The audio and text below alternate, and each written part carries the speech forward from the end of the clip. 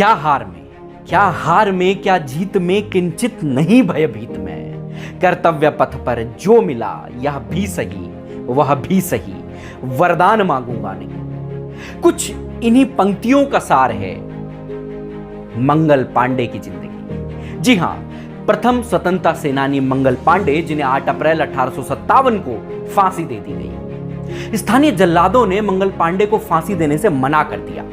इसके बाद कोलकाता से 4 जल्लादों को बुलाकर इस फौजी को फांसी दी गई। जी हां, हम बात करेंगे अंग्रेजों के खिलाफ भारत की पहली गोली की और मंगल पांडे की चलाई हुई उस आखिरी गोली की भी, जो उन्हें 8 अप्रैल 1857 को फांसी के फंदे तक ले गई। इस दिन को मंगल पांडे के अंत के रूप में नहीं, बल्कि भारत के स्वतंत्रता संग्राम के प्रथम स्वर्णिम पृष्ठ के रूप में जाना जाता है।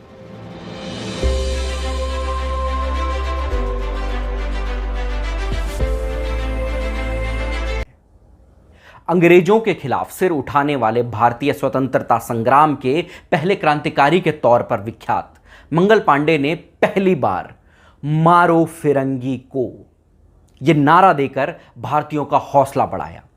उनके विद्रोह से ही प्रथम स्वतंत्रता संग्राम की शुरुआत हुई।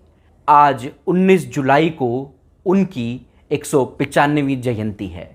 विद्रोह की यह मसाल कैसे भड़क गई? अचानक सब कुछ नहीं होता है।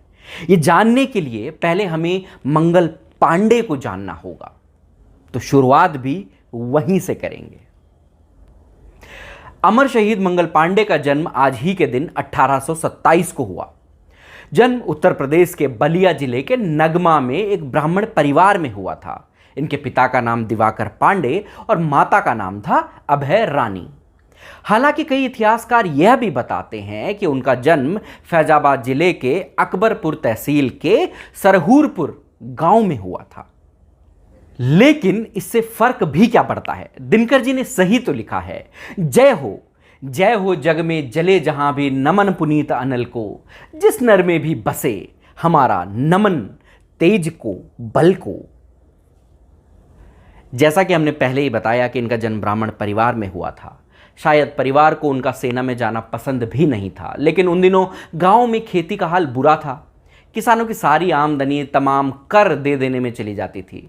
गांव में ज़्यादातर ब्राह्मण परिवार भी आर्थिक तौर पर बहुत ही मुश्किल से गुजर रहे थे। लिहाजा तब गांव के तमाम ब्राह्मण युवा भी सेना में शामिल होने लगे। वे 1849 को ईस्ट इंडिया कंपनी की सेना में भर्ती हुए। वे पैदल सेना के 1446 यानी 1446 नंबर के सिपाही थे। अंग्रेज सेना में थे पर पूरी तरह से लगनशील थे। लेकिन सेना में जाने के बाद भी इस बात का पूरी तरह से ध्यान रखा जाता था कि शुचिता के साथ धर्म का पालन किया जा सके। जात पात का भेदभाव उस समय बहुत ज्यादा था। यह 1857 के शुरुआती दिनों की बात है। बंगाल आर्मी के ब्राह्मण सिपाही मंगल पांडे से किसी व्यक्ति ने पानी पीने के लिए लोटा मांगा। मंगल पांडे ने लोटा देने से इनकार कर दिया क्योंकि वो व्यक्ति किसी नीची जाति का था। इस पर उस व्यक्ति ने ताना कसा कि जिस ऊंची जाति का तुम्हें घमंड है, वो तो सेना में रहकर इन कारतूसों को दांत से काटने के बाद तुम वैसे भी नष्ट कर चुके हो। बात दिल में लग गई। क्या है कारतूस की कहानी? दरअसल एक नई एनफील्ड बंदूक आई थी जिसकी नली में बारूद को भरकर कारतूस को डालना पड़ता था। यह बंदूकें 9 फरवरी 1857 को सेना को दी गई थी। इसमें जो कारतूस डलता था इसे दांत से काटना होता था, जिसके ऊपरी हिस्से को चर्बी से बनाया होता था। उस समय भारतीय सैनिकों में यह अफवाह थी या सच, यह तो नहीं पता, पर यह बात जरूर फैल गई थी कि इस चर्बी को सूअर और गाय के मांस से बनाया गया है।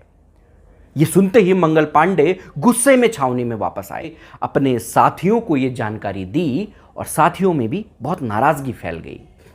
अंग्रेजों को पता लगा कि कारतूस की चर्बी की वजह से सैनिकों में नाराजगी फैल रही है, तो वो सावधान हो गए।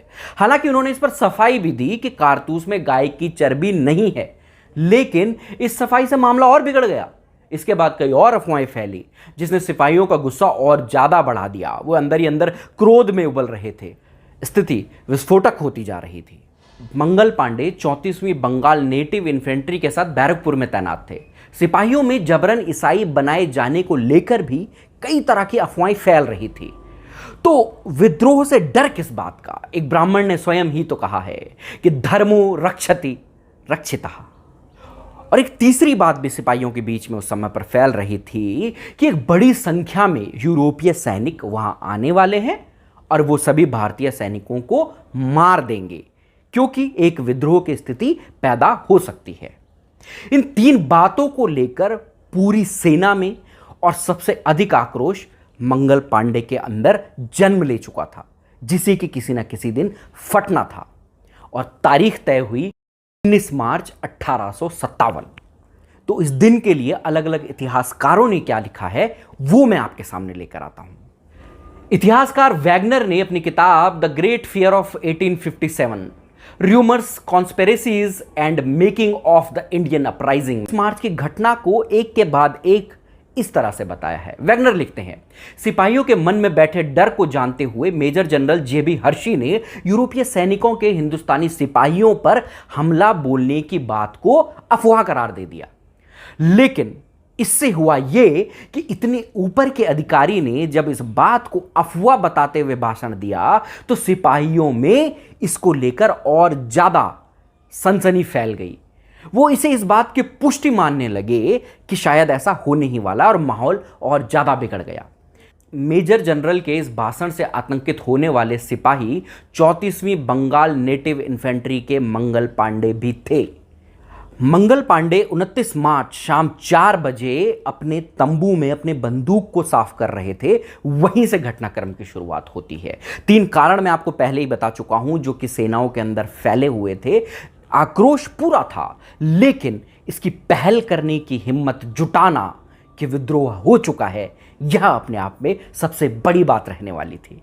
तो यह कैसे होता है? वैगनर लिखते हैं, थोड़ी देर बाद उन्हें यूरोपीय सैनिकों के बारे में पता चला। अपनी आधिकारिक जैकेट, टोपी और धोती पहने मंगल पांडे अपनी तलवार और बंदूक को लेकर क्वार्टर गार्ड बिल्डिंग के करीब परेड ग्राउंड की ओर दौड़ पड़े। तलवार और बंदूक से लैस मंगल पांडे ने क्वार्टर गार्ड बिल्डिंग के सामने घूमते हुए अपनी रेजिमेंट को उद्वेलित करना शुरू किया। वो सैनिकों को बार बार कह रहे थे कि यूरोपीय सैनिक आने वाले हैं उन्हें मारने के लिए, और अब उन्हें विद्रोह के लिए तैयार हो जाना चाहिए।